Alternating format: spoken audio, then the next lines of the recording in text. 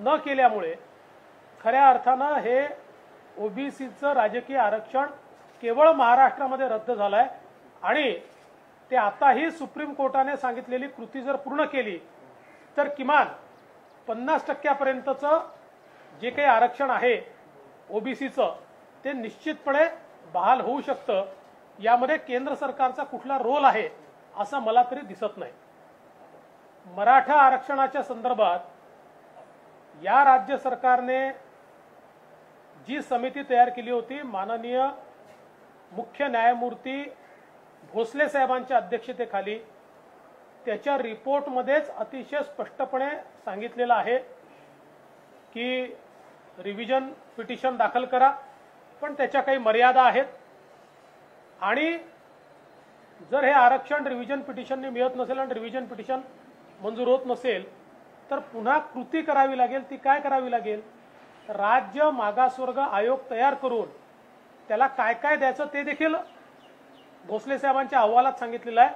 Terms of reference काय आहे, या टर्म्स ऑफ रेफरन्सवर राज्य मागासवर्ग आयोगाचा अहवाल घेऊन मग तो अहवाल केंद्रीय मागासवर्ग आयोगाकडे पाठवावा लागेल।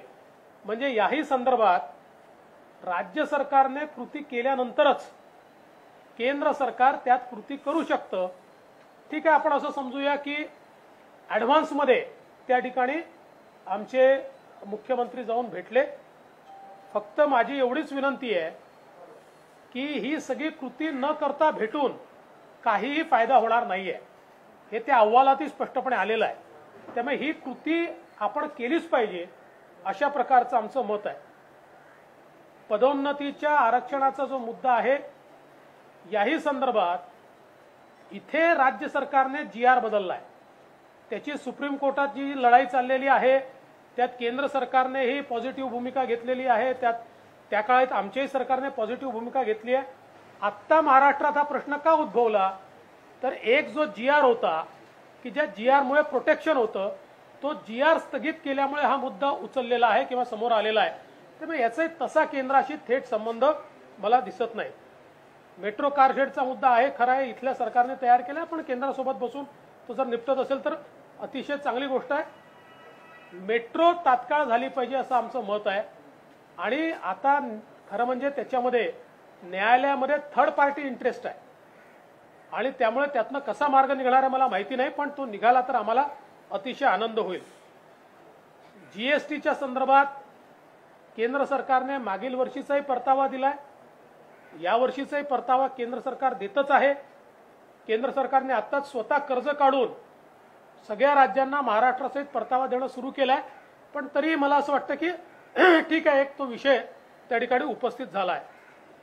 पीक विम्याच्या संदर्भातल्या अटी शर्तीचं सुलभीकरण केंद्राने केवळ ढोबळ निकष दिले आहेत, त्याच्या अटी शर्ती ठरवून टेंडर हे महाराष्ट्र सरकार काढतं आणि आमच्या काळामध्ये हे टेंडर काढल्यानंतर आम्ही 5-5 हजार कोटी रुपये पीक विमा हा मिळवून दिलेला आहे आणि आता मात्र तो 700-800 कोटी रुपये मिळतोय आणि म्हणून याही संदर्भात मला असं वाटतं राज्य सरकारने आपली कृती करण्याची आवश्यकता आहे।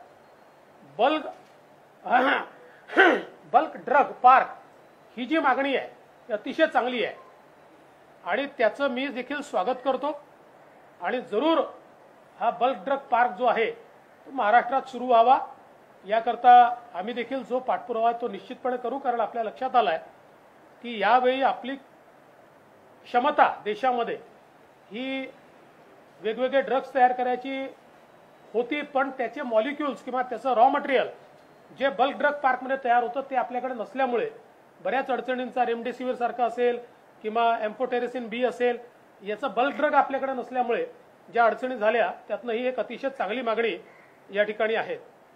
चक्रीवादळाच्या संदर्भातली मदत ती केंद्र सरकार निश्चितपणे देईल। 14व्या वित्त आयोगातला निधी आपल्याला मिळतोच आहे। मराठी भाषेला अभिजात भाषेचा दर्जा एक चांगली मागणी आहे, आमचं पूर्ण समर्थन आहे। त्याच्यामध्ये कोर्टाची केस होती ती आता संपलेली आहे। आता मला असं वाटतं की त्या संदर्भात कोर्टाने सांगितलेले जे काही निकष आहेत त्या निकषांच्या आधारावर केंद्र सरकारने लवकरात लवकर ही कारवाई पूर्ण करावी आणि मराठी भाषेला अभिजात भाषेचा दर्जा द्यावा अशी आमची देखील या ठिकाणी मागणी आहे। शेवटची जी मागणी केली आहे ती मागणी मला थोडी विचित्र वाटते, कारण त्याचा माननीय पंतप्रधानांशी काहीही संबंध येत नाही. राज्यपाल नियुक्त 12 सदस्य हे पंतप्रधान ठरवत नाही, हे कुठलाही पार्टी ठरवत नाही, ते माननीय राज्यपाल ठरवतात. त्यामुळे मला असं वाटतं की त्याची मागणी पंतप्रधानांकडे करणं हे काही योग्य नाही आहे. पण ठीक आहे, आता सरकारला वाटलं आणि त्यांनी ती केली.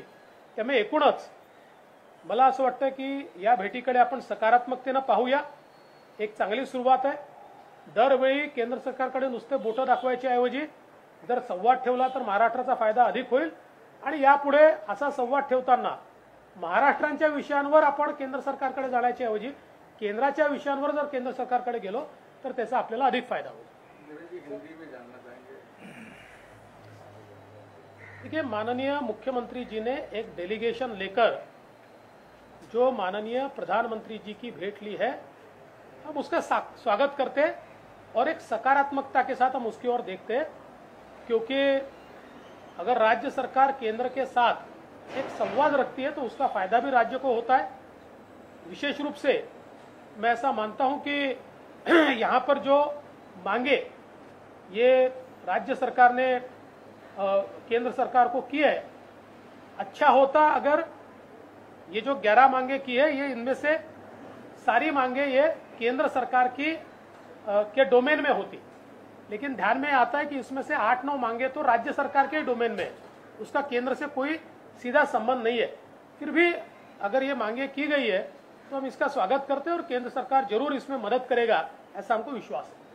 जिस तरीके से मराठा आरक्षण को लेकर के ओबीसी आयोग का महाराष्ट्र में गठन न करके केंद्र के पास जाना और उसे राष्ट्रपति के पास भेजने की मांग करना, इसको कैसे? देखिए, ओबीसी मराठा आरक्षण के बारे में इसी सरकार ने chief justice, former chief justice Bhosale साहब की एक कमेटी तैयार की थी, जिसमें हमारे पुराने महाअधिवक्ता भी थे और बहुत एमिनेंट लॉयर्स थे. और उन्होंने एक रिपोर्ट दिया है, जिस रिपोर्ट में उन्होंने कहा है कि केंद्र के पास जाने से पहले हमको बैकवर्ड क्लास कमीशन महाराष्ट्र में गठित करना पड़ेगा. उसका उन्होंने टर्म्स ऑफ रेफरेंस दिया है. उस टर्म्स ऑफ रेफरेंस पर उस आयोग का रिपोर्ट लेकर और उस रिपोर्ट के आधार पर उसके बाद केंद्र सरकार के पास जाना पड़ेगा. तो वो सारी कार्रवाई को टाइम लगता है. वो कार्रवाई किए बिना अगर केंद्र के पास हम चले भी जाए और केंद्र को ये कहे कि आप कार्रवाई कीजिए, तो हमने कार्रवाई नहीं की तो केंद्र कार्रवाई कैसे करेगा? इसलिए प्रीमैच्योर है. फिर भी ठीक है, वो गए तो हम स्वागत करते हैं. उद्धव ठाकरे आणि नरेंद्र मोदी यांची वैयक्तिक अर्धा तास चर्चा झाली अशी एक माहिती समोर येते आणि त्यात मैत्री राहते असं मुख्यमंत्री म्हणाले. त्या भेटीवर तुम्हाला काय? नाही, मला असं वाटतं चांगली गोष्ट आहे. आणि माझा आतापर्यंतचा अनुभव असा आहे की माननीय पंतप्रधानांकडे कुठलेही डेलिगेशन गेल्यानंतर जेव्हा मुख्यमंत्री अशा प्रकारचं डेलिगेशन घेऊन जातात तर त्या डेलिगेशनच्या भेटीनंतर 1-on-1 अशा प्रकारची मुख्यमंत्री आणि पंतप्रधान बैठक ही नियमित होते. त्यामुळे अशी बैठक झाली तर त्याचा राज्याला फायदाच होईल, राज्याच्या हितातच ही बैठक होईल.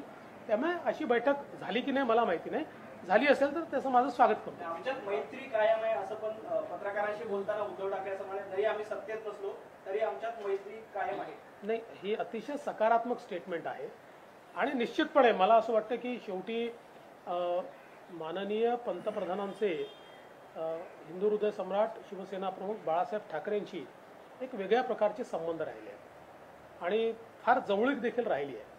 त्यामुळे ठीक आहे, दोन आता आम्ही देखील हे नेहमीच सांगतो की राजकीय दृष्ट्या आम्ही वेगळे झालो आणि राजकीय दृष्ट्या आम्ही वाटेल तेवढा टोकाला जाऊन संघर्ष करू, पण याचा वैयक्तिक संबंधावर तसा फारसा परिणाम होत नाही. सर, हिंदी में भी शिक्षक को जानना चाहिए कि जिस बैठक होने की बात आई है, किस तरीके से देखते हैं आप उसको? देखिए, व्यक्तिगत बैठक हुई कि नहीं हुई इसकी मुझे जानकारी नहीं है, लेकिन अगर हुई होगी तो उसका महाराष्ट्र को फायदा ही होगा. मैं भी मुख्यमंत्री था. प्रधानमंत्री जी के पास कोई भी मुख्यमंत्री जब डेलीगेशन लेकर जाते हैं तो पहले डेलीगेशन से बात होती है और उसके बाद प्रधानमंत्री जी उन मुख्यमंत्री साहब के साथ 1-on-1 भी हमेशा बात करते हैं. तो मुझे लगता है कि उसी परिपाटी में ये भी बातचीत हुई है और ऐसी अगर बातचीत हुई है तो उसका महाराष्ट्र को बहुत फायदा होगा और इसलिए उसका मैं स्वागत करता हूं. और कुल मिलाकर वैसे भी जो मुख्यमंत्री जी ने बात कही कि हम अलग अलग जगह लेकिन हमारा एक स्नेह भाव कायम है, तो ये बात बिल्कुल सही है, क्योंकि हिंदू हृदय सम्राट शिवसेना प्रमुख बाला साहब ठाकरे जी से प्रधानमंत्री जी के बहुत व्यक्तिगत संबंध रहे हैं, तो वो तो संबंध कभी समाप्त नहीं होते। अब भूमिका अलग अलग है। जवळीक वाढेल, भाजप आणि शिवसेनेची भविष्यात जवळीक वाढेल असं तुम्हाला वाटतं का? असं आहे की राजकारणामध्ये जर तरला अर्थ नसतो, कशाने काय होईल याला अर्थ नसतो। आत्ता ही पोझिशन आहे, ते सत्तेत आहेत आणि आम्ही विरोधी पक्षात आहोत। मेट्रो कारसेट को लेकर जिस तरीके से कांजूर मार्ग में जमीन देने को लेकर पीएम से रिक्वेस्ट की है, उसके एक दिन पहले आरए को पूरा जंगल फॉरेस्ट डिपार्टमेंट को हैंडओवर कर दिया, दोनों चीजें कैसे देखा? देखिए, आरए का जो कार शेड का जो इलाका है वो वैसे भी फॉरेस्ट में नहीं जा सकता है, क्योंकि उसको पहले ही फॉरेस्ट से मुक्ति मिल चुकी है और उसमें सुप्रीम कोर्ट ने ये निर्णय देते समय लिखा हुआ है कि ये फॉरेस्ट का हिस्सा नहीं है। और जहाँ तक कांजूर मार्ग का सवाल है, कांजूर मार्ग का सवाल ये हमारे लिए कोई प्रेस्टीज का इशू नहीं है। सवाल इतना ही है कि कांजूर मार्ग में अगर मेट्रो कार शेड करते हैं तो 4,500 करोड़ रुपए से कीमत भी बढ़ती है और 4 साल मेट्रो कार शेड नहीं हो सकता। और अगर हम आरए में करते हैं तो 25% काम हो चुका है, बचा हुआ 75% काम ये साधारण 9 से 10 महीने में पूरा हो सकता है और मेट्रो 3 शुरू हो सकता है। तो प्रश्न असा आहे की ज्या पद्धतीने जे महत्त्वाचे मुद्दे रस्ते त्यामध्ये जीएसटी असेल किंवा 12 आमदारांचा प्रश्न मांडला, अनेक असे मुद्दे ते राज्याच्या अखत्यारीत तुम्ही म्हणताय, तर प्रश्न असा आहे की होमवर्क झालं नाही की हेतुपुरस्सर हे मुद्दे पंतप्रधानांच्या भेटीमध्ये घातले गेले? मला असं वाटतं की भेटीनंतर एक 3 पक्षाचं सरकार आहे, आता त्यातल्या 2 पक्षांना तर आणि विशेषतः काँग्रेसला पंतप्रधानांना भेटायचं म्हणजेच त्यांच्यासमोर प्रश्न आहे, कारण त्यांची पार्टी ज्या प्रकारे आता त्यांचं सगळं चाललेलं आहे, तर त्यामुळे मला असं वाटतं की त्यांनी सांगितलं असेल की बाबा पंतप्रधानांना भेटायचं असेल तर असेही काही मुद्दे टाका, आणि म्हणून मला असं वाटतं हे मुद्दे एक पॉलिटिकल संदेश देण्याकरता टाकले। सर, राज्यपाल की तरफ मनोनीत विधान परिषद सदस्यों के विषय पर भी प्रधानमंत्री से मांग की गई, कैसे देखते हैं आप इस मामले? देखिए, राज्यपाल जी के पास जो 12 मनोनीत सदस्यों का मसला है उसका न प्रधानमंत्री जी से संबंध आता है, न किसी पार्टी से संबंध आता है। पूरे तरीके से संवैधानिक रूप से राज्यपाल जी का वो अधिकार है और उसको ठीक ढंग से वो ही इस्तेमाल कर सकते हैं। इसलिए इस मांग को प्रधानमंत्री जी के पास रखना मेरे हिसाब से तो कोई उसमें तुक नहीं है। सर, ज्यादातर मुद्दे जो है आपने कहा कि राजनीतिक संदेश देने के लिए थे, तो ये क्यों लगता है आपको ये विषय? देखिए, ऐसा है कि मुझे लगता है कि जब प्रधानमंत्री जी के पास जाने की बात आई होगी तो कांग्रेस है, एनसीपी और विशेष रूप से कांग्रेस है, इनको तो कुछ ऐसे मुद्दे निकालने पड़ते हैं कि जो बिल्कुल मतलब एक संदेशा देने वाले मुद्दे, क्योंकि उनकी पार्टी तो प्रधानमंत्री से मिलना ही नहीं चाहती ना। तो मुझे लगता है कि एक पॉलिटिकल संदेश देने के लिए ये सारे मुद्दे रखे हुए बोललो ना त्याच्यावर, बोललो मग। थँक्यू।